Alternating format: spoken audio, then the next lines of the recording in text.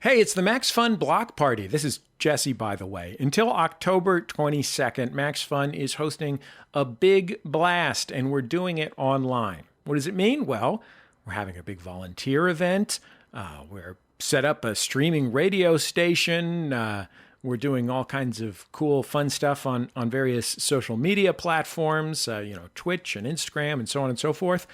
We also are making episodes that anyone can listen to. So if there's a Max Fun show that you've always been curious about but worried you would miss something, now's the time to give it a try. And if there's a Max Fun show that you've always wanted to recommend to somebody, but you were too nervous to try because you thought they'd get lost in the weeds of the in-jokes and so on and so forth, now's the perfect time to do that too. So enjoy the block party at MaximumFun.org/block party. That's MaximumFun.org/block party. And tell your friends. Let's get into the show. Bullseye with Jesse Thorn is a production of MaximumFun.org and is distributed by NPR.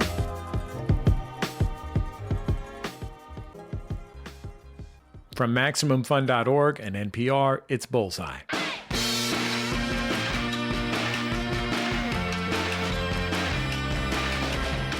I'm Jesse Thorn. This week, it's the Bullseye Halloween Spectacular. We've got Jamie Lee Curtis on the movie Halloween, television vampire hunter Harvey Guillén, and Elvira, Mistress of the Dark. It's all coming up on Bullseye.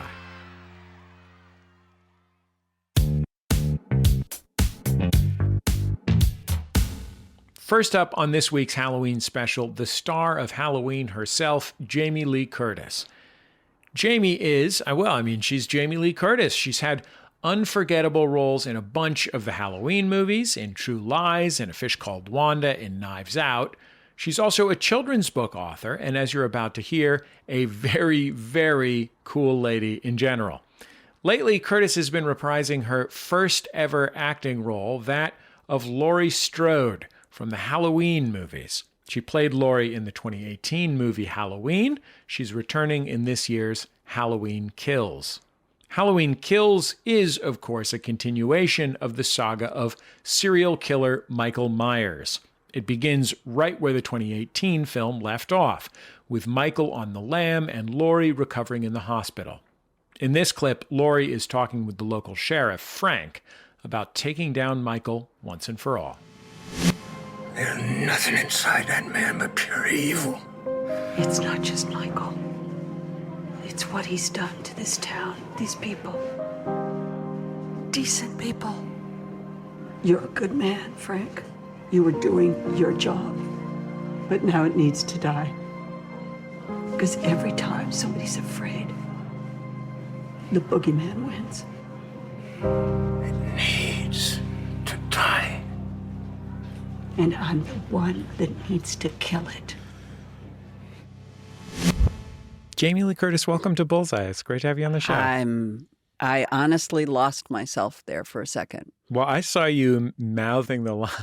I used to lip sync to, Twisted on the Joni Mitchell Blue album, so I can lip sync. It has to die, and I'm the one that has to kill it. I do really enjoy when somebody's in the studio, seeing. There are some people who avert their eyes out of terror hearing their own voices. There's some people who just take out their phone and send text messages real quick, and then Bonnie Pointer from the Pointer Sisters just straight up sang along with herself. Yeah. Well, if I could sing, I would have sung along, and I didn't want to obviously interrupt the moment and then sort of come in as a little chorus at the same time. I opted to just listen. But it's a hard time in Haddonfield, and it's a hard time around the world. And it literally makes me get teary. It's a hard time. And this movie is about Haddonfield. It's really, this movie, this new one, Halloween Kills, is about Haddonfield and what happened to Haddonfield as a town, the trauma that was inflicted on them back in 1978. Yeah, I was about to say, the Halloween film that you made a few years ago, the first of these three. The 2018 movie. Yeah, was a film substantially about dealing with the ramifications of trauma. And Before it had a capital T. Yeah. And here we are in a world where everyone, I mean, literally pretty close to every single person in the world, maybe not some people in New Zealand, but pretty close to every single person in the world has endured a genuine trauma over the past 18 months, 2 years. Yes. And then there's the personal trauma, and then there's the communal trauma that we've also seen. So people are angry. The system feels broken. There are too many conflicting opinions. And we saw what happened in New Orleans with Katrina, how quickly people turned into very, sort of self-protection, not all of us in it together. I need water for my kids and I'm going to get it, or whatever the circumstance was. They talk about terrorism and they talk about shutting grids down and what it will do to a city. Just shut down the electrical grid in a big city like Los Angeles and then see what happens, because people are angry. And I think, I know that David Gordon Green and Danny McBride. Look at you. Well done. Obviously are listening to people. They had this idea a long time ago. Not just a movie about Laurie, but then a movie about the town and the other people that came in contact with Michael Myers, and then that now there will be a third movie. So horror movies, even relative to other genre movies, are their own world of production and filmmaking and so on and so forth. Like, they really are an island in Hollywood. Now, obviously, these movies have been directed by David Gordon Green, who's, made Your Highness and George Washington. So like, Pineapple Express. Yeah, he's made both, beautiful slices of life about children wandering through train yards and comedies about a minotaur's personal parts. And Stronger. Yeah. The movie of an aftermath of a true life horror. So all kinds of things. But the horror business is its own business. What do you like about working in horror movies, something that you have done on and off through your entire career? I love working. I feel like I'm already a part of this crew here in your studio. And I mean that, I can't see them, but I think they would say the same thing to you. I feel like it's my nature to want to belong somewhere. It's a beautiful part of my job, is that I get to not only belong, but I get to basically spearhead a group of people. And I'm a cheerleader by nature. I am a people person by nature. I make everybody wear name tags so I can know everybody's name, not just them knowing mine. And for me, it is the process of any movie, regardless of the genre, that I love. I love it. I love to go to work. It is thrilling to me to show up on day one, just the same as it was when I was 18 years old, 19 years old, making Halloween, the original movie. The genre part, I'm not a genre girl. I don't love the genre. I am not drawn to the genre. I'm not an expert in the genre. I don't understand the genre. I scare easily. And something happened at my house the other day, and the woman that works with me scared me. And my reaction was so real that she almost started to cry. She felt so bad that she startled me so deeply. And if I had my phone in here, which I don't, I would pull up a picture of me as an infant. And every single picture of me as a young child, every single picture of me as an infant, I look terrified. I look startled, terrified, in fear, concern, worry. And now that I'm old and I've been making these movies for a long time, I scare easily. as was evidence at my home 2 days ago, where I was shaking so hard and was so terrified by being startled by her. I thought she had left. And she came around. My refrigerator door was open, and I was in the refrigerator, and she came around the side of the door, and I screamed and then backed up against a thing, and my hands were shaking, and she was shaking, and she was like, "Oh my God, I'm so sorry, I'm so sorry, I'm sorry," because she could see. And I think that is a natural reaction for me. So do I like the genre? No. Would I pay a penny to go see something scary? No. But yet, I think the reason I'm so successful in this genre is because it is a natural response to fear.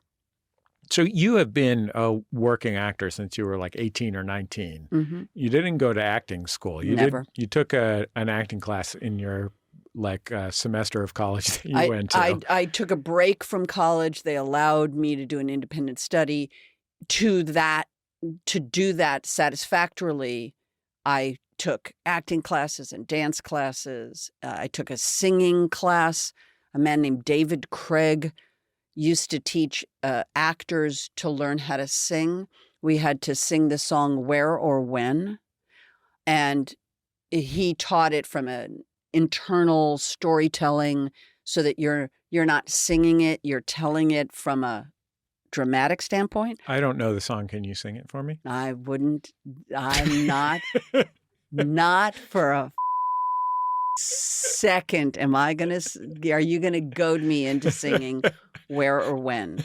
But I remember the lyrics. It seems we've stood and talked this way before. We looked at each other in the same way then, but I can't remember where or when. The clothes you're wearing are the clothes you wore. The smile you were smiling then, but I can't remember where or when. But then in the class, people would get up. It was a little theater, and people would get up and sing it on the stage. And I can't sing. And I was so petrified that I left the class.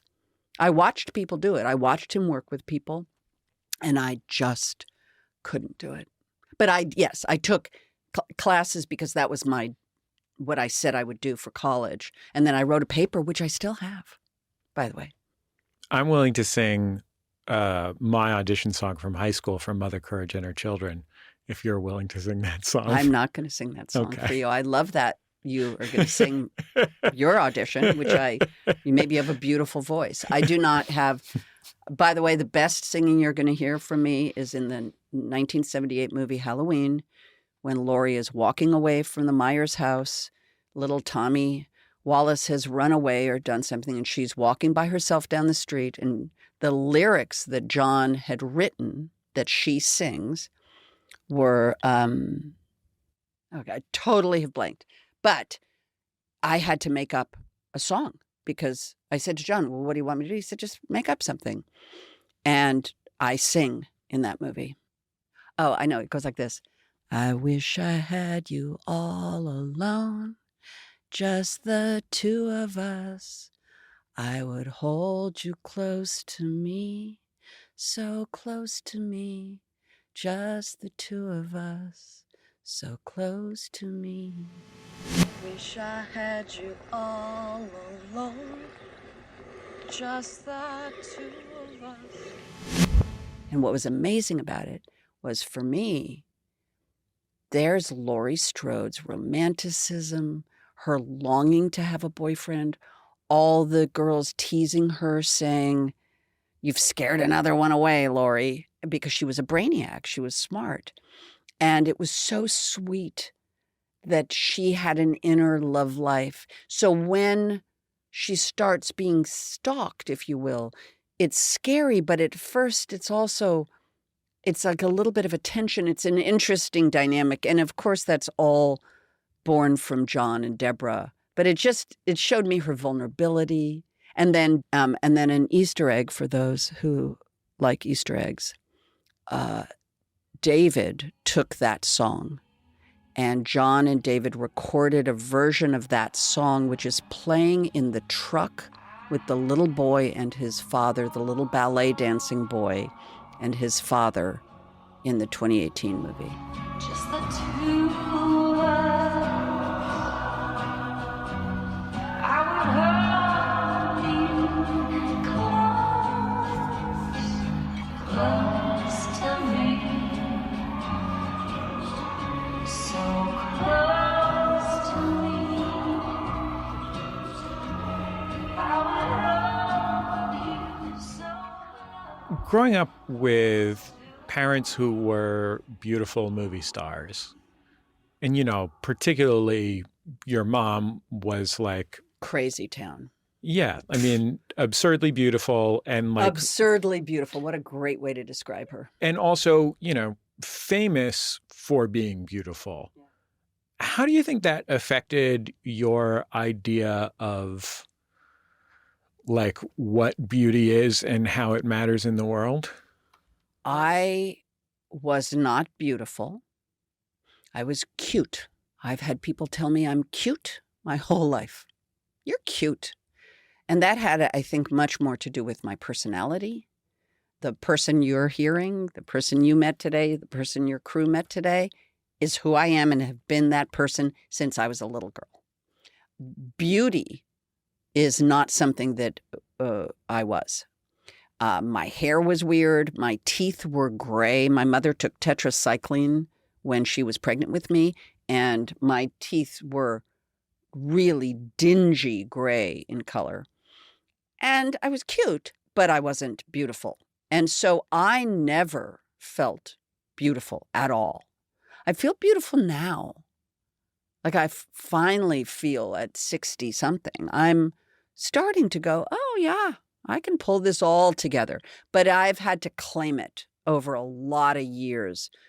I love dressing a character up. I love creating a visual look for a character. But for me, the more I now own who I am, what I look like, how I look, the best I look, how to make that work for me well, that's an ownership that I think has given me an actual feeling of beautifulness, which is not something I dealt with. And so it was very difficult to be the daughter of two beautiful people. Tony Curtis was also very beautiful. And my mother was, as you said, ridiculously beautiful or something. I mean, it's just, so I certainly never felt that way. But I also, there was no need for me to be beautiful. I wasn't a model. I didn't, you know what I mean? It didn't matter. I mean, when you were a kid, but you were on screen as a beautiful person from when you were 19 or 20 years old. But I wouldn't say I was, see, to me, the great thing is that I was actually given a part that was a character. For me, Laurie was, I got to look like Laurie. I didn't have to look like Jamie. It wasn't like, what size jeans do you wear? It was like, I went to JCPenney with the costume person. We spent $400 as if Laurie's mother was taking her to Baxter School shopping. And we got outfits that matched. And you could wear the skirt with the blouse and then the blouse with the pant and penny loafers. I had had a perm when I met John, and all I did is put hot rollers in it. But it was the whole character study was a character for me. And so that gave me great confidence because I wasn't being Jamie. I was able to be Laurie. And so I wouldn't say that I ever felt beautiful in my early work at all. It's funny that you describe picking out the clothes for the character, because this morning I read this Rolling Stone profile of you from the early 80s. And it was, first of all, it was so patronizing. My eyes were rolling out of my head at whatever, I'm sure, dude wrote this piece. I didn't look at the byline. If you're listening right now, sorry, but your article was mad patronizing. One of the things that the author of this piece wrote about was you describing picking out JCPenney clothes for that character. And like the premise of him describing this was like, well, I'm sure she's only shopped at Giorgio Beverly Hills or whatever. So it's like looking down her nose. She's never been in a J.C. Penney before. And as I was reading this article, I was like, geez, I don't know. Like, Wow. maybe she's Giorgio Beverly Hills. I don't know if it was Giorgio I Beverly understand, Hills. but That here's might be my a question. 1988 thing Here's instead my of a question. 1982 thing. But Here's my question. yeah, You know me 20 minutes, yes. half hour. Do I look like the type of girl who shops on Rodeo Drive? I mean, you look very chic, Jamie. I'm Lee Curtis. wearing anatomy pants and shirt, and I think these are made, hold please, Jamie I Lee believe- Curtis removing her shoe. these are made by Sorel, like the Oh. boot company. Sure. I'm wearing sandals made by Sorel, and I'm wearing Anatomy Travel Clothes, which is a company that I think are geniuses because everything you can wash and there's no wrinkles.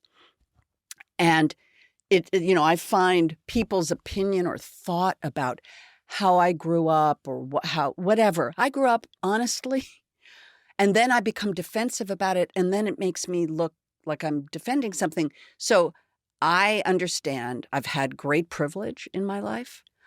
There's no question that I've had privilege.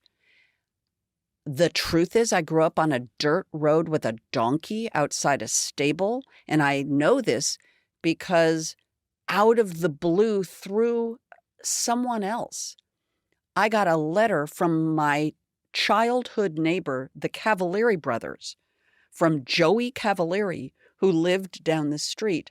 I don't know how, I don't remember who was the person who put us in contact, but they gave me a letter from Joey Cavalieri with a picture of the donkey Jenny.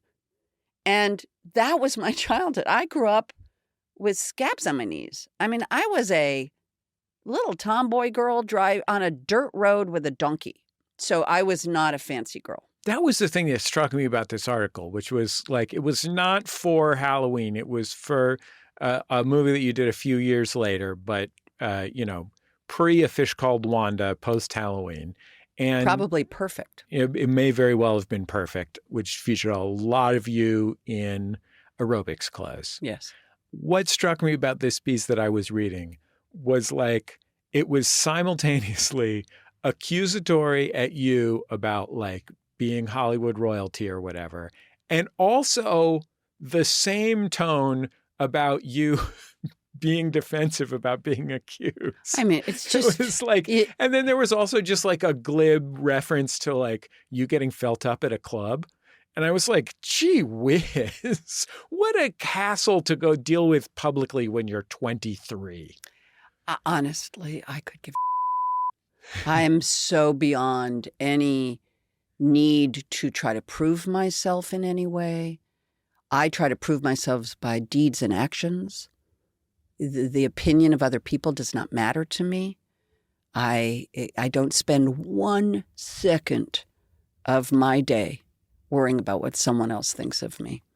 And, I come in here and happy to talk to you, but I don't come in with an agenda. I feel like we're playing catch with each other. It doesn't matter. I complimented you on your clothing. We're talking about mine. It's just the way I am. I have let go of any of that need because I'm going to die soon. I mean, I'm old enough now to be like, you read my name, died. Honestly, at this moment, you just read I died. The first word would be like, really? How? And then however I died. Oh, how old was she? 62. Oh, that's kind of young. Kind of, not really. Oh, I'm sad. I liked her. What are we having for dinner? And that's how fast it's going to be over. It doesn't matter. It's irrelevant. So for me to spend one more second on this earth focusing on what other people think rather than trying to focus on what I think and trying to bring that forward, that's the sort of 60, from 60 on will be that tilt for me in the work I do, which is the motto simply, if not now, when? If not me, who? And that means on every level, spiritually, physically, romantically, creatively in every area. Like the creativity that dies with me is the tragedy of the death. A creative person who dies, the tragedy is the creativity that died with them. And I'm a creative person. So I'm trying to get it all out before I go. One of the things that I was thinking about as I was thinking about your career doing Halloween movies for now over a time of more than 40 years, right? Was like, because the horror movie world is its own world, like this vibrant fandom, its own set of people, its own set of making huge amounts of money without spending money on movies. Like there's all these really distinctive things about horror movies. If you are an actor, and particularly an actress, the job that you had in horror movies early in your career, it is like it has both the qualities of like great work if you can get it. You know, it is self-perpetuating to some extent. Like it's a world in which you can make a name for yourself and keep a name for yourself. And because of the fandom, like those people want to support you because they have this relationship to the genre that people don't necessarily have to action comedies or something. Mm-hmm. It's also like a job that for people who have that job, it's not like the one they were shooting for, like not that like they wanted to be an actor, but like, I don't think most of those people are like, I'm going to get into horror movies. You know what I mean? There are, I'm sure, some actors in horror movies who are like, I'm going to get into horror movies, but mostly it's something you fall backwards into. I think you fall into everything. I know a few actors who are highly trained, who have done every type of dramatic work in acting schools. They've been to universities. They've gotten degrees in it.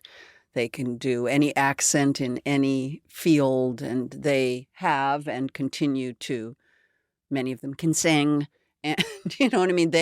They do approach their career with an openness, but with an eye on a very specific choices, making choices based on work. For me, I literally, the last thing I thought I'd be as an actor, I was at college. I came home at Christmas. A man who used to be a tennis teacher at a friend of mine's house named Chuck Binder, who I saw that Christmas over the holiday, said to me, "Hey, I'm managing actresses now, and they're looking for Nancy Drew at Universal. I should put you up for it." And I said, "Okay, Chuck." And I went to an audition for Nancy Drew. I didn't get the part, but something happened because Chuck was like, they really liked you. You should stick around, which is why I stuck around that month in Los Angeles taking acting classes and blah, blah. But I had fully intended on going back to the last thing I'd thought I'd be is really a professional actor. And right at the end, I auditioned for what they called the contract system, the contract program at Universal, which was the old school movie star contract system where they paid actors a weekly amount and put them into projects. And they still had that program. This was like the very end of the line. It was for that. right at the end. And it was run by a woman named Monique James and a woman in New York named Dorothy Kilgallen. I auditioned. I did a scene from a play, Butterflies Are Free, that Goldie Hawn did the movie of, that was written, the play was written by an old friend of my mother's, Leonard Gersh. And I loved the play, and so I did a scene from it. When I finished, I'm 18, 19, 18. I don't even remember. And I said to Monique James, she said, I finished. She said, "Thank you very much." I said, "Listen, just so you know, I'm going back to college in 2 days. So I'm going to need to know if this is going to work out or not because I'm going back to college." And they called me, and I was given a contract at Universal, and I quit college. So the last thing I thought I'd be as an actor, and now all of a sudden I found I was one. You're one of my favorite comic actors. And Did you just say I am? Yes, very much so. Yeah, you're great. You're the best. Now. Yeah, you're super funny. Okay. You're super funny. Thank you. Um, You're a and nice boy. uh, As I drink some water now. I'm 40 years old, ma'am. You're one of my favorite. So am I. By the way, just so you know, what I really would like to do is spend my entire life talking like this. Like, I really feel like this is really the person that I really want to be. It's really about this age, like 4 or 5, kind of. Anyway, what I was going to say is you're one of my favorite comic That's actors. very sweet of you. And, you were a little bit into your career before you started doing comedy. Duh. You're Trading Places and A Fish Called Wanda both happened, nearly a decade into your career. Fish Called Wanda a little more than that. And I wonder if when you started doing that, you felt like you were good at that. Like you felt like this is something I want to do because this is the thing that I'm good at. No. The reason that I was able to start it is that John Landis made a short film called Coming Soon, which was a short documentary about horror film trailers from the 50s. All of those really exaggerated trailers. And he needed somebody to narrate it. So he called the girl who was in horror films. And I remember getting a call from my agent, and they said, John Landis would like you to do the thing. And I was like, oh, okay. But clearly, in the time of meeting him, and I had to do some wardrobe for it, and then we shot for 3 or 4 days on the back lot at Universal. Obviously, in between the sort of boring narration that I did for them, I must have cracked wise or been, again, who I am. Effusive and myself. And so I think I know that had an impression on him because he is the sole reason that I'm in the movie Trading Places. I'm not in the movie Trading Places because Paramount wanted me to be in the movie Trading Places. If you remember, if you've seen the movie recently, there are very few women. And this is the largest role in the movie. And obviously, you have big stars, Eddie Murphy and Dan Aykroyd, along with Ralph Bellamy, Don Amici, Denham Elliott. And obviously, there were many other women who Paramount would have liked to have heard was going to be cast as Ophelia. And John Landis. I auditioned for Ophelia, and I had fallen at work. I'd made a film called My Love Letters, which was a very indie drama. And I had fallen at work and gotten injured. And I'd had to go into the hospital to make sure I hadn't broken my thing. And so my audition was the next morning for Trading Places. I even think I had like bandages on me. And, I don't think I gave a good audition. I know I didn't give a good audition. And I guarantee you, people were like, oh, yeah, well, she was bad. So now let's go with whoever it was. And he gave me that part. And that really began then, of course, for me, even though it's a pretty straight part, it allowed, obviously, John Cleese to see that movie and then call me and say, I'm going to write a part for you in a movie and blah, blah, blah. And now I get to do that a little bit. There's a couple of things that I don't want to miss out on asking you about. One of them is that you lived when you were in your mid to late 20s in an apartment building. Oh, my God. Where you were, I don't know what they call it, the head of the tenants board. Or I was the president of the homeowners association. That's what I was. I was the president. I was 26 years old, and I was the president. This is like a famous Hollywood building. It's called the Colonial House. It's in West Hollywood on Havenhurst. It is a registered historic building, beautiful apartment building. People refer to it as sort of Dakota West, and it's filled with artists, directors, actors, models. The photo editor of Playboy, a woman named Marilyn Grabowski, lived there. She used to do photo shoots out on the patio with these playmates.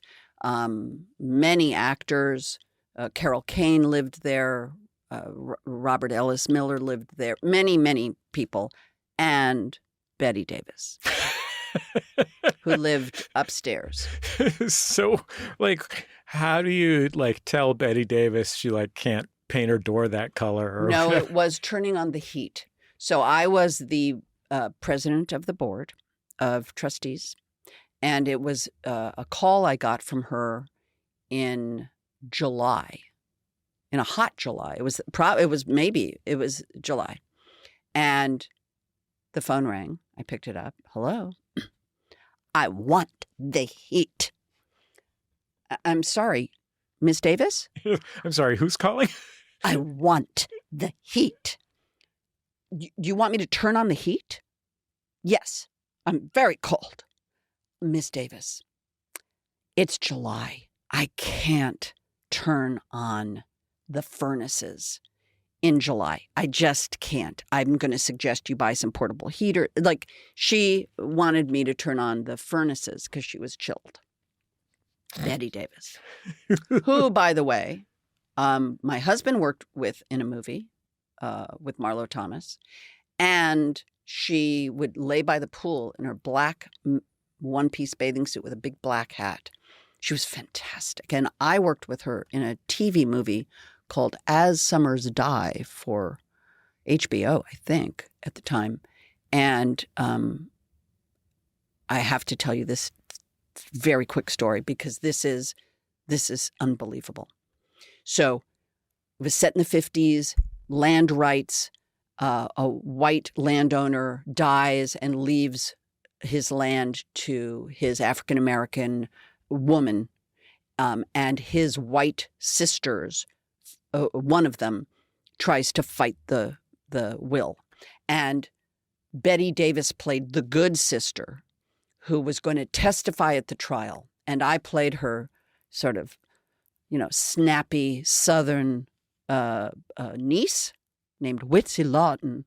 And the day was I had to wheel her in her Victorian wheelchair, into the courtroom, down the center to where she was going to give testimony clearly that the intention that the dead guy did was correct. And she was going to go against her sister, played by Penny Fuller, wonderful actress. So we go to do the scene. They say, okay, go. I'm walking her down the thing. I turn to go down the center aisle, beautiful old mahogany, Southern, hot courtroom scene. And all of a sudden, this claw hand of hers comes up to the shoulder where my hand was on the things, and she grabbed my arm. She goes, "Take me back." Now, we're shooting. People are looking, and I go, "I'm sorry, what, Miss Davis?" "Take me back." And I turn the thing. People are looking at me like, "What the are you doing?" And I'm like, "I don't know what's going on. I'm going to take her back." I now take her back. She goes, "Get the producers." Producers come running in. They're like, "What the I'm like, "I don't know." So you go in, closed door, 20 minutes. Door opens. The director walks out, walks down the center aisle, walks up to Penny Fuller, sitting on the aisle in the front row. He whispers in her ear, and I hear her say, "Oh, give me a break. Are you kidding?" And he said, "No, I'm sorry." And all of a sudden, the wardrobe women are running in with hats in their hands. And she picks a hat.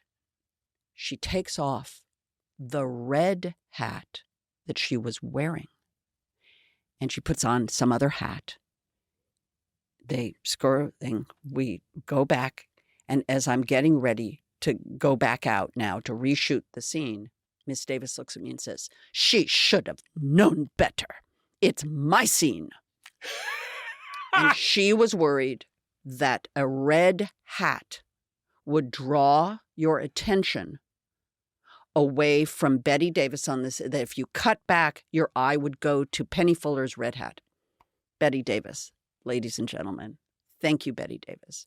Big, big lesson. And by the way, all you Instagrammers, I'm sure you all know, wear a red baseball hat in a picture. It looks amazing. So you get the point. True story. We'll wrap up with Jamie Lee Curtis after the break. Stay with us. It's Bullseye from MaximumFun.org and NPR. This message comes from NPR sponsor Odoo. Running a company is hard, but over 6 million people found a way to make it easier thanks to Odoo. Odoo is a suite of business applications designed to streamline, automate, and simplify any company. Odoo has apps for CRM, accounting, e-commerce, manufacturing, inventory management. You name it, Odoo's got it. Each app is user-friendly, intuitive, and fully integrated.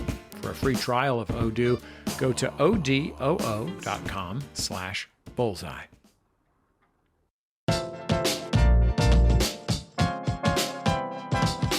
Welcome back to the Bullseye Halloween Spooktacular. I'm Jesse Thorn. Our guest is the one and only Jamie Lee Curtis. She's reprising her iconic role as Laurie Strode from the Halloween series in her latest film, Halloween Kills. It's playing right now. Let's get back into our conversation. So another thing I wanted to ask you about is one of your daughters, right? Both your kids are daughters, right? Yes. One of your daughters is transgender. Mm-hmm. And, you know, this is something I don't know how long she's been out about it, but it's something that you've talked about publicly for not all that long. Not a long time at all. I wonder, like, I'm a much less notable public figure than you, but when my kid who's transgender came out to my wife and I, one of the things we realized was like, oh, we've talked about her by the gender that she was assigned at birth for her entire life. And if we just switch, it's going to be super weird. So we kind of have to acknowledge that she's trans, right? Like there is no way around it. People would be like, the math isn't adding up on this anymore. I wonder how you and your daughter talked about how public she wanted to be and she wanted you and your husband to be about her being trans. So, you know, it's her story to tell, not mine. Ruby posted this on Facebook. I mean, she spoke to us first, obviously, but she posted it on Facebook. And so it's been public knowledge because it's a public, you know what I mean? Whatever. Right. And so when I was doing a magazine article, a sort of big profile about my entire life, my philanthropy, my family life, my work life, I asked Ruby, I said, do you want me to mention this? Or if I mention this, are you comfortable with that? What do you, and Ruby was like, yes, because it isn't a secret. It's the opposite of a secret. It's being alive, maybe for the first time in her life. And as you said, all of the years of talking about her in the way we used to has changed. And it's her story to tell. And I asked if she wanted me to share it. She said yes. It resulted in, it's buried in an article, which I really credit the AARP editing team, because I'm sure they could have made that a big pull quote. They didn't. And yet it became public knowledge. And I think that's sort of what she wanted, was to be able to not be hiding anymore. I don't think she will necessarily take this further publicly. It's her life, her decision. And it is my job as her mother to support her. She's going to get married. I'm going to officiate the wedding. She is happier than she's ever been in her life. And, as a parent, I'm sure you know, that's what you want, is to be able to help your child feel as in their body and skin as they can. And that's my job for both of my children. And my husband and I are in support of her in whatever it requires. Every once in a while, I get a note from another parent that says, or just somebody who's in the life of a gender nonconforming kid who says like, oh, I heard about you talking about it and different stuff. And like, I just was like into your comedy or whatever. And I heard you talk about it. And then it kind of crept into my life, and I had the context to figure out the stuff I needed to figure out to be supportive of this kid. And like every time that happens, and I think of like, you know, I needed support to figure out how to support my kid, you know, I'm just stunned that, you know, my family could have helped someone else's family. You know what I mean? Right. But also because there are a lot of families that reject people. And rejection, it's just such a cruel feeling to be rejected. And acceptance is love. It just goes back to love. It's just love. Well, Jamie Lee Curtis, I took all this time of yours. I'm sure grateful that you came in, and it was really great to get to talk to you. I'm really happy to be in this safe, it's really a very sacred space you've created here. Well, thank you, Jamie Lee Curtis. I appreciate that. Thank you. God bless you, everybody. Stay safe. Jamie Lee Curtis, folks. She's the best. Her new movie, Halloween Kills, is playing in theaters right now. It's also streaming on Peacock. I'll tell you this, when Jamie Lee Curtis found out that I had kids, she got a pen and a piece of paper, wrote down their names and ages, and then sent me a box in the mail at my house of her children's books, and for my oldest, a murderous Jamie Lee Curtis doll. The children's books are wonderful, and the doll is terrifying, and Jamie Lee Curtis is all class.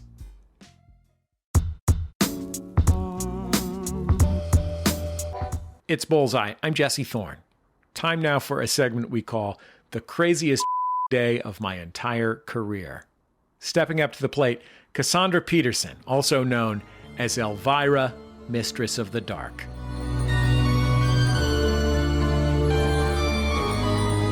Peterson has played Elvira for almost 40 years. Nobody does Halloween better than she does. She's hosted TV shows, done live shows, even had her own movie, and now Peterson is telling her own story. In Yours Cruelly, Elvira, Peterson recounts her remarkable and at times harrowing life, near-death experiences, childhood trauma, totally bonkers parties in the 80s. And when we asked her for the craziest day in her entire career, the question was, where do you even begin? For Cassandra Peterson, you begin at the beginning, the day she tried out for the gig that changed her life. Here's Cassandra. Craziest day of my entire career. Well, you've seen me, right, as Elvira. Okay, then you know that there's got to be a lot of crazy days in my career.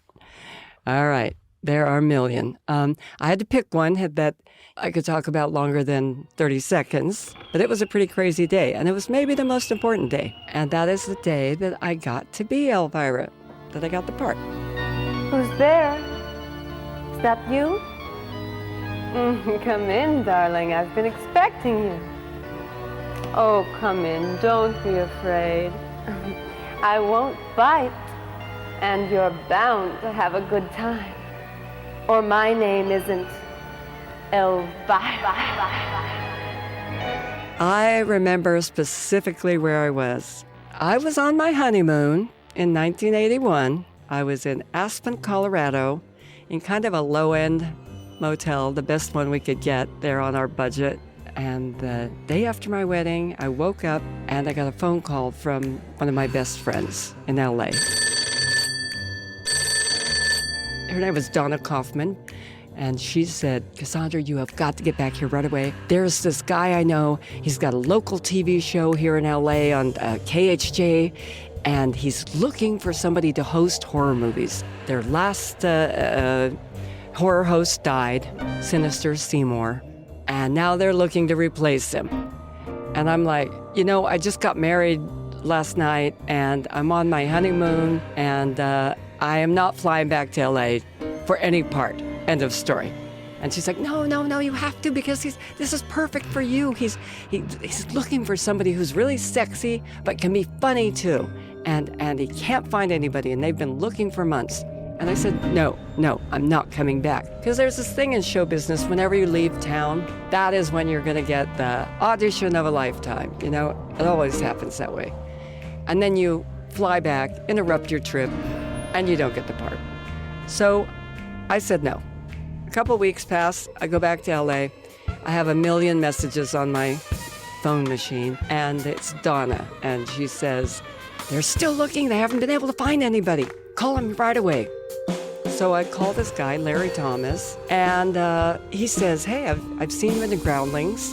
I think you would be perfect for this. I had been in the Groundlings for 4.5 years, a comedy improv group. And why don't you come in and read? Could you come in tomorrow? Because we got to find somebody by tomorrow. It's our deadline. And I'm like, sure, okay, I'll go in. So I was pretty thrilled. They were still looking. I wasn't quite prepared. I didn't have the sides to study. I hadn't been able to look it over. I hadn't been able to memorize it, nothing. So I was going in, obviously, a little cold.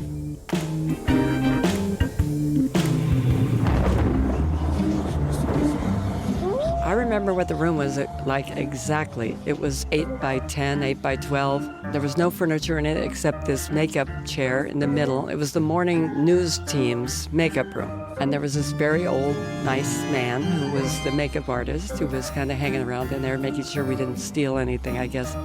And this chair in the center that looked kind of like what you sit in at the dentist's office.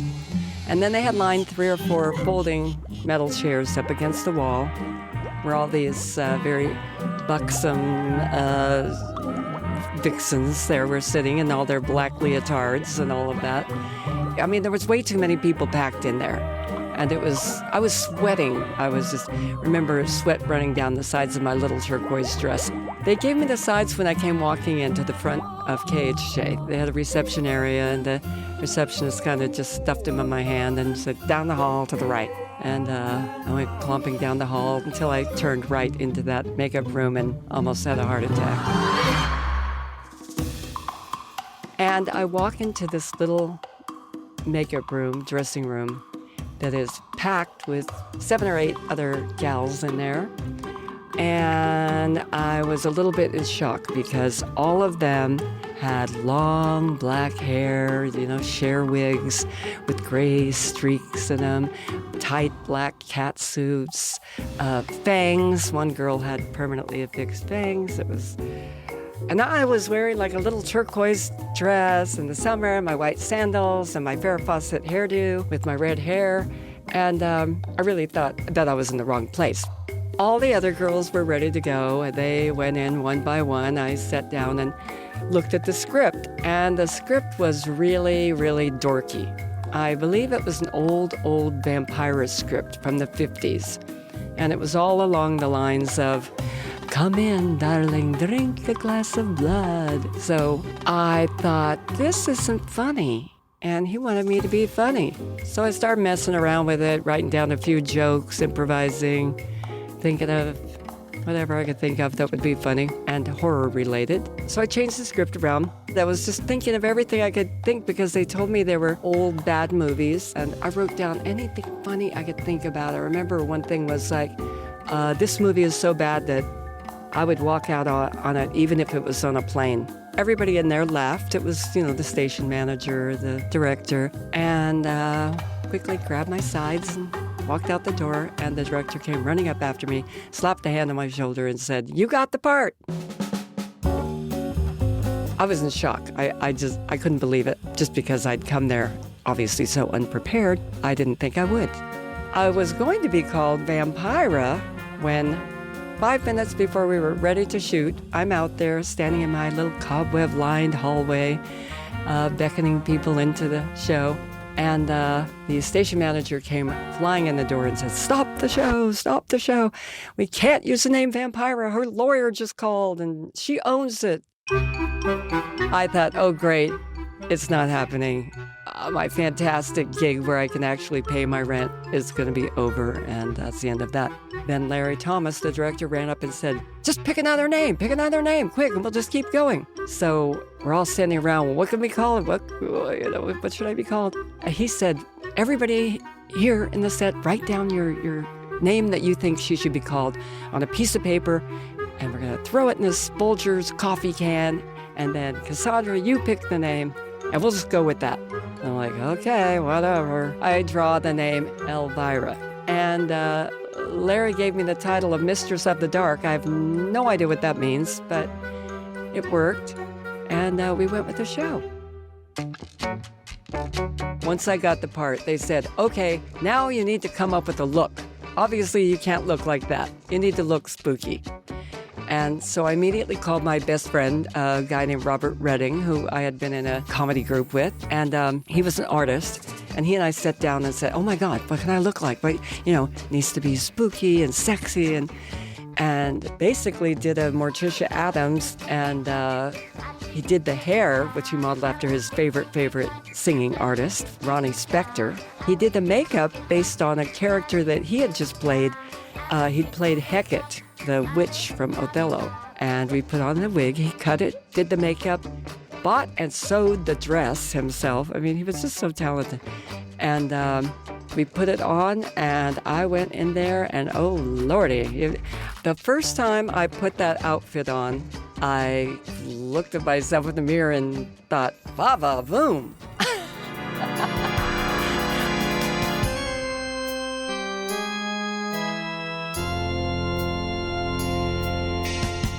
I really was. I was like, damn, this is awesome.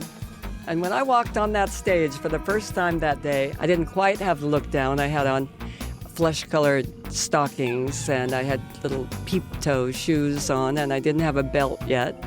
But when I walked on that stage, there was kind of a gasp and then silence. I don't think the crew knew what they were getting. I just stood there for a minute while everybody was frozen in place. And I was thinking, is it too much? I really didn't think I was going to be there that long. The show was very, very, very low budget, really cheesy. The station had one studio, and the news at noon and the news at 5 had to shoot in that studio.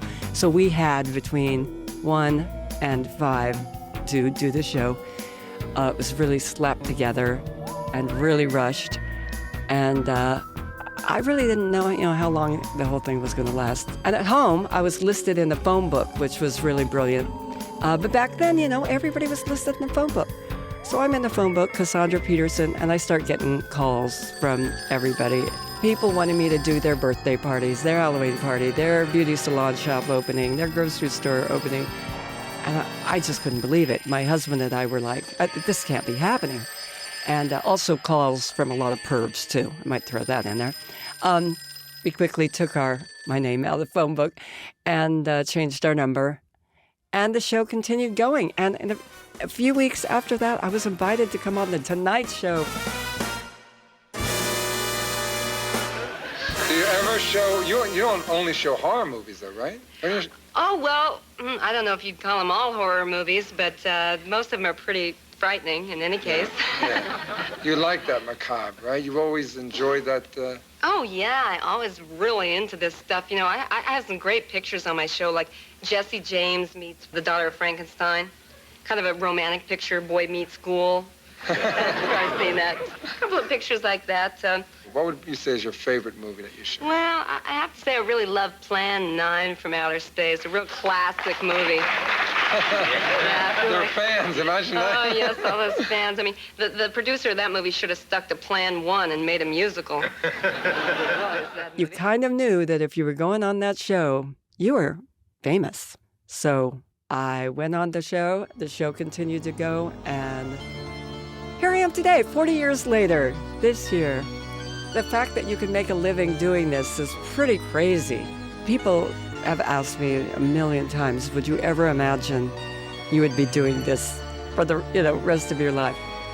And I always say, no, absolutely not. It's not what I dreamed of being. It's not what I thought would happen.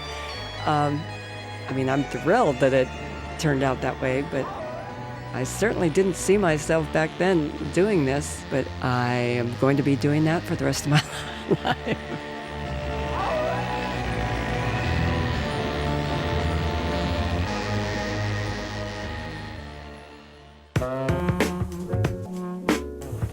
Cassandra Peterson on the craziest day of her entire career, the time she became Elvira, Mistress of the Dark.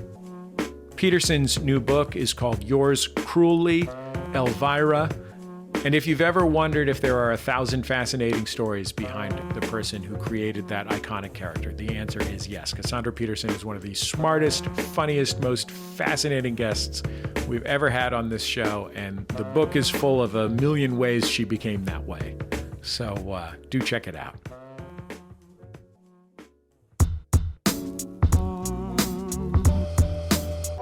Even more of the Bullseye Halloween Spectacular still to come. Stay with us. It's Bullseye from MaximumFun.org and NPR. Hey there, I'm Ellen Weatherford. And I'm Christian Weatherford. And we've got big feelings about animals that we just gotta share.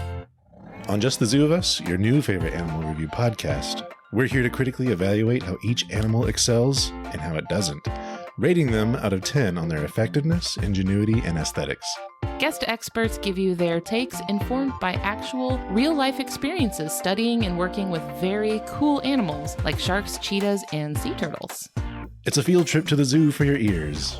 So if you or your kids have ever wondered if a pigeon can count, why sloths move so slow, or how a spider sees the world, find out with us every Wednesday on Just the Zoo of Us, which can now be found in its natural habitat on MaximumFun.org. Listen and subscribe wherever you get your podcasts.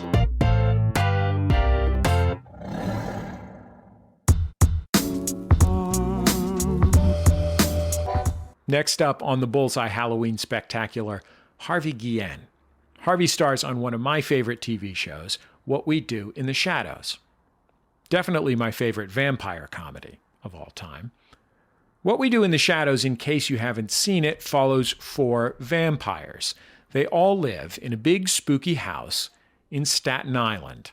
They drink blood and turn into bats, and, I mean, they're kind of dummies. Not stupid per se, so much as just a combination of regular and very, very, very ancient. So they don't know how the modern world works, they don't really care, and they depend completely on the help of a familiar, Guillermo. Guillermo is played by my guest, Harvey Guillén. He's a human servant, but to the 4 vampires on the show, he's also tech support, bodyguard, virgin blood provider. And the idea is that in exchange for all that hard work, one day, Guillermo will be turned into a vampire. What We Do in the Shadows is well into its 3rd season, and I don't think it spoils things to say that they have not yet turned Guillermo into a vampire, and the odds are they may never. Harvey Guillén is great in the role, funny, vulnerable, sweet, and once in a while deadly, like in this clip from the beginning of the latest season. At the end of season 2, Guillermo murders a bunch of vampires, almost all of the vampires in the tri-state area, in fact. He does it because they wanted to kill the vampires that Guillermo lives with. So, what do those vampires do, the ones who've been saved? Well, they lock Guillermo in a cage in the basement. Okay, so day 30 of imprisonment. Not bad, actually. I get pretty good Wi-Fi down here, so I've been able to rewatch some of my favorites. Did another round of Gilmore Girls. I can show you around if you want. Give you a tour. Here. This is my bed. There's my mini fridge. And there's chicken they think I eat raw. And some yoo-hoos. And that is where without me, the vampires don't know what they're doing. Like, literally, they can't do anything without me. They can't even imprison someone. Harvey, welcome to Bullseye. It's great to have you on the show. Thanks for having me. I remembered about the raw chickens, but I forgot about the yoo-hoos. We have to bring them back. He loves Yoo-Hoos. Remember season 1? Well, welcome to the show. I'm such a fan of the show and such a fan of your work on the show. You're originally from Orange County, south of Los Angeles. Orange County basically has a couple of reputations. One is the reputation it received from being the subject of some MTV reality shows. Yes. One is a kind of reputation that is a sort of vague extension of Los Angeles. I can't imagine that either of those are a super accurate representation of what it was for you when you were a kid. So what was it like for you when you were a kid in Santa Ana, where you grew up? Yeah, when I say I was born in Orange County and had a childhood there, people were always like, oh, yeah, like Laguna. I was like, no, that was the nice side. Like, that was the other side of the tracks. I lived in Santa Ana and kind of in like dodgy neighborhood, but that's what we could afford. And so that's where I first realized that I wanted to be an actor. I was watching TV and I thought I was watching a brand new show on the air. It was over Christmas break and it was Annie, the musical, the movie from the 80s. And I thought it was the coolest thing. I was like, these kids are singing and dancing and they're poor and they get to do it all. And I remember I asked my mom, I wanted to do that. Or I didn't ask her, I told her I wanted to do that I wanted to be an orphan. And she looked at me weird. I was like, I want to be an actor. That's what I was. So that's how I fell in love with acting, was when we lived in Santa Ana. So had you already decided by the time that you were a teenager that this was actually not just an imaginary thing, but a thing worth in real life trying to do? I felt like comedy's hard. And I always found that I could make people laugh easily. It was just second nature to me. I could, say something that was just said and I just repeated it, but I just put my own twist on it and it makes someone laugh or make their day. In college, I had a professor who said you could probably read a dictionary and make people laugh because I'm an entertainer. At the end of the day, I've always been an entertainer since I was little and I like what I do. I had this gut feeling that I'd be good at it. Did you have a scheme? Did you have a plan? I knew that I wanted to perform, but I didn't know how to do it, obviously. So my theory was that I needed to get trained in musical theater because it covers dance, acting, singing, all of that. I think that's a good teenage plan. Like the teenage plan is like, okay, first I have to learn fencing, horseback riding, singing, dancing, wig making, stage makeup. All of it, all of the above. You should be able to do a lot, I think. And you're like cutting yourself short if you're just like, oh, I'm just a singer, which is great if you're just a singer. But look how many people like were singers in crossover or vice versa, were actors in crossover, like J-Lo, she was a dancer turned actress turned singer turned international everything, So you knew you were going to be a J-Lo type figure, but you had to come up with yeah, that was my whole goal. How to get there. I'm just waiting for the remake of the film Selena, and I think we should do a gender bender. And I know where you know what? I'm in. You just sold that in the room. Sold. Absolutely. Yeah. So I'm just waiting for the call, but I knew that I wanted to be able to do everything. So I went to school for musical theater, and we weren't supposed to audition for musical theater stuff while we were in school because you weren't prepared, you weren't ready. They didn't want to throw you out there if you're not fully baked. And I did, and I broke the rules and I auditioned and I got this job in Japan, in Osaka, to do a musical for 13 months. And I was still in school. And I went to the dean, and the dean was like, you're not ready, just turn it down. And I was like, isn't the whole goal for us to go and find work? I can work right now. They're like, this is your freshman year, like you can't. And I was like, I think I can. And I left school and I did the contract and moved to Japan. And wait, what was it that you had auditioned for in Japan? I auditioned for Wicked, the musical, which Universal Studios has the rights to.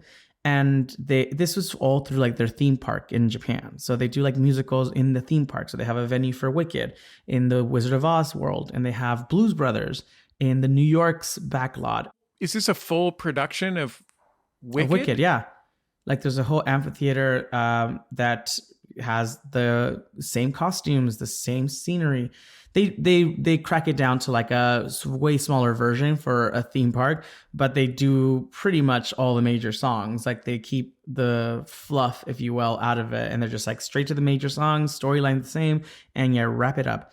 I was hired to do Blues Brothers, to play Jake in the Blues Brothers, to play John Belushi's role, and had to learn all like the jazz music and all of that. And I was a swing to the wizard in Wicked, because since I'm round, short, round, and stout, they just put a white wig on you and they put wrinkles on you. And then the stage, they're like, yeah, that guy's definitely 68, right?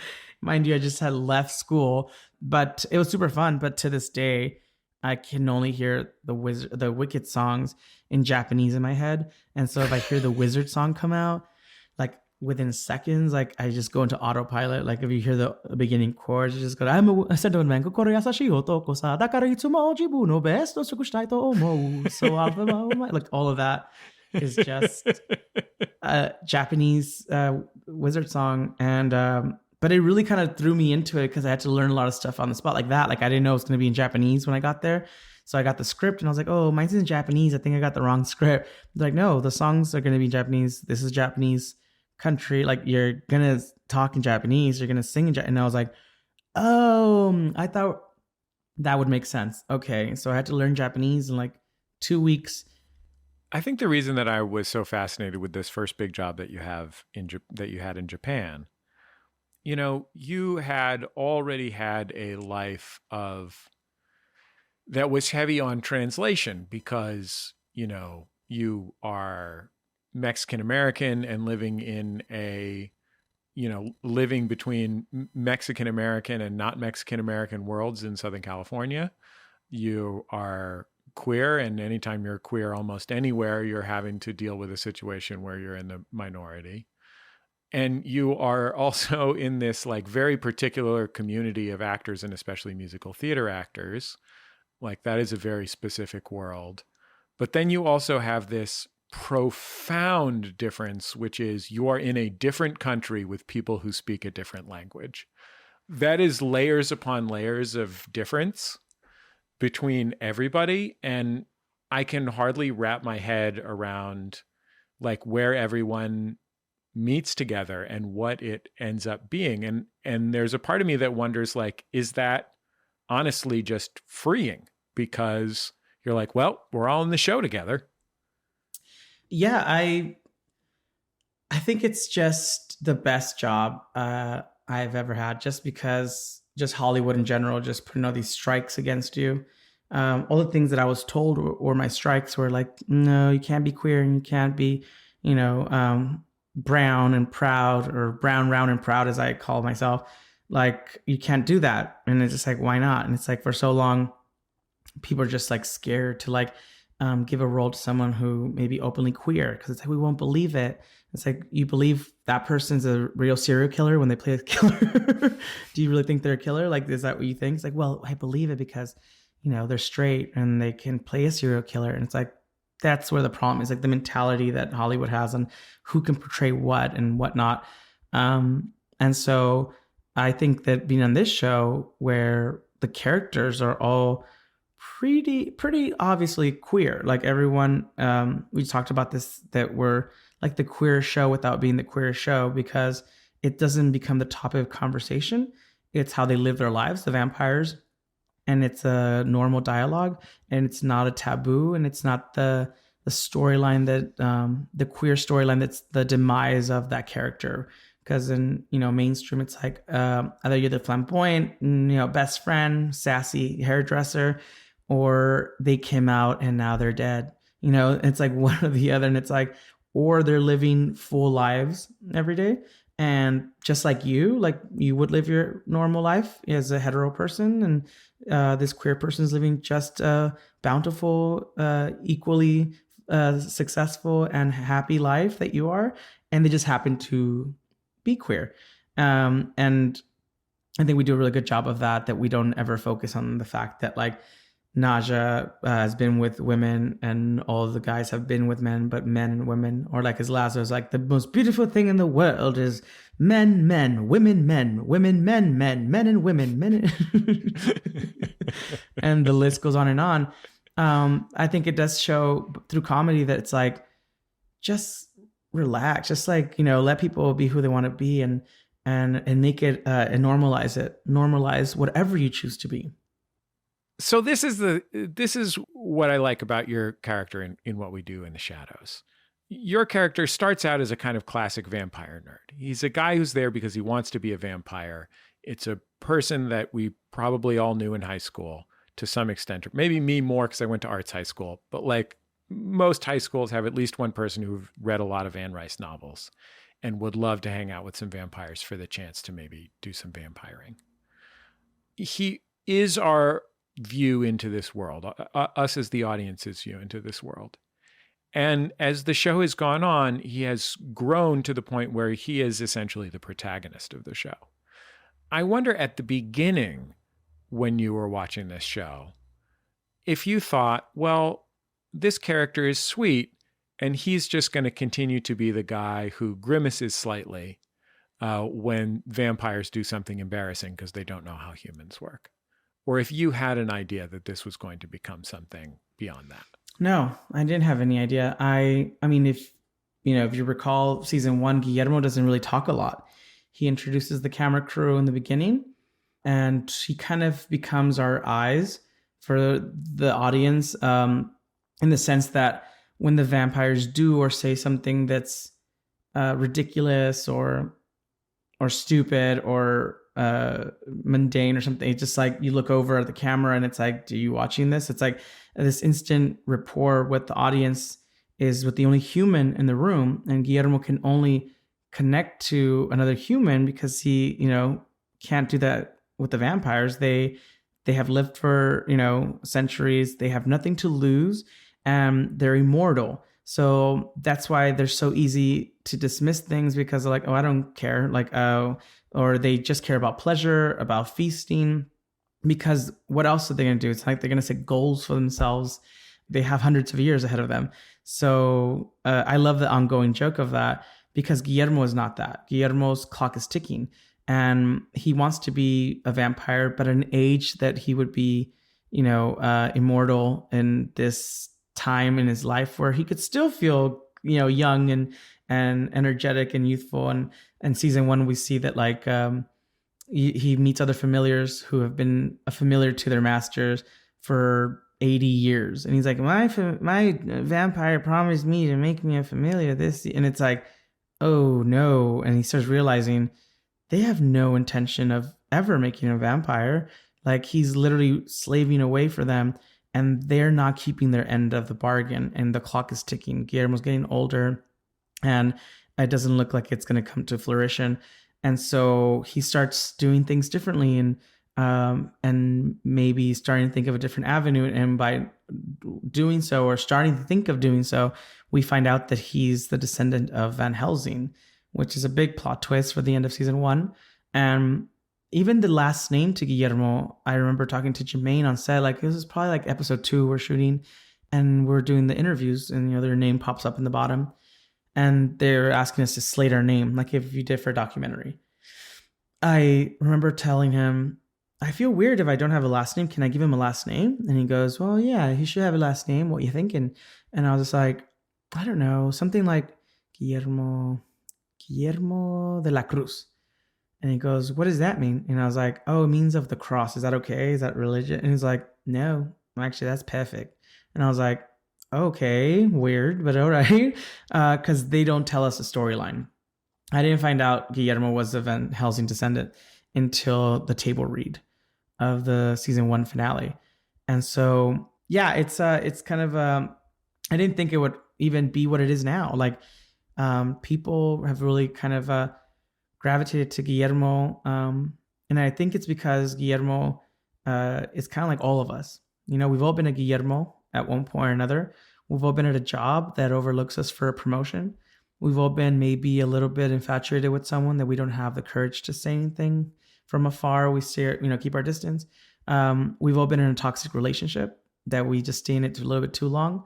We've all been in a place where we don't know how to voice to our family how we feel, or there might be a big secret they need to reveal to them. We are all Guillermos at one point or another, and that's why everyone feels instant rapport with him, because we root for him, because you're rooting for yourself. You want yourself to be happy, and you want yourself to have a good life. So that's what makes us human. We have empathy for each other. So I think that's why everyone connects to Guillermo so well. Years ago on this show, I had a conversation with my friend Dave Holmes, who has also hosted this show. And he wrote a book about his career, his life and his career hosting on MTV, among other things. And he was closeted. He's gay and was closeted for a long time, well into his adulthood professionally. And one of the things that he talked about in his book was the way that passing as straight through his childhood and adolescence and college beyond led him to have a kind of hypersensitivity to the social needs of people around him. To keep everyone around him comfortable and happy was a way to keep himself safe in his identity and sometimes physically as well. And that's something that, you know, I don't think we have seen Guillermo have any direct romance on screen, but it's something that I see in Guillermo sometimes. The way that his job is to take care of all these people around him is a quality that, at least for me, resonates with that idea that, like, he's a guy who has to have that sensitivity because he's walking in delicate grounds, and it may be skills that he has because his previous life or his outside life prepares him for it. I would agree with that. I think that he has to be good at that and also use it as a distraction, because sometimes when you're left with your own thoughts for too long, you have to be honest with yourself. And I think if he has busy work, you know, if he is, they can't do anything without me, which is true. And there's something to be said about being wanted and being needed. Everybody wants to be loved. Everybody wants to be needed and wanted. And I think that if he can't have a romantic, prospect like we were talking about, then he can feel wanted and needed. And I think the vampires need him, and he knows that. And sometimes they're complete a-holes to him, and they're not nice. But at the end of the day, he loves them. He's committed to them. He is the chosen family that he has chosen for himself for the last decade. And, you know, at the end of season 2, he moved out and he quit, and that was not his job anymore. And he left the house, and he comes back to get his stuff. And he's told by the Naja doll that they all went to the theater. And the vampires are so intertwined into the world of trying to climb the social status ladder of the vampiric council world that they overlook the clues that this is a trap. And Guillermo, being human and leading with logic and his heart and empathy, puts it together in seconds and puts himself in danger and rushes himself to a theater full of vampires, destroys them all in their name and their honor, and to protect them. And the first thing out of, once he destroys this whole theater full of vampires and he says, "My name is Guillermo de la Cruz," and the first thing out of their mouth is Nander saying, "I don't give a what your name is. We have to do our own laundry." And that's where the humor is so great, where it's like, he just killed a room full of vampires for you, and he's like, "Where's our laundry?" It's like, this is the world that he lives in, and this is the world that he's allowed to speak to him the way that they do. But everyone has their limits. Well, Javier, I'm very grateful to you for taking the time to be on the show. It was really nice to get to talk to you, and I've enjoyed your work on the show so much. Well, thanks for having me.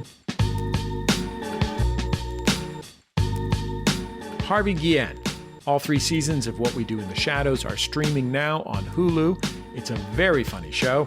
If you'd like to hear more about it, I interviewed Matt Berry last year. He plays one of the vampires, Laszlo. We'll have a link to that on the Bullseye page at MaximumFun.org.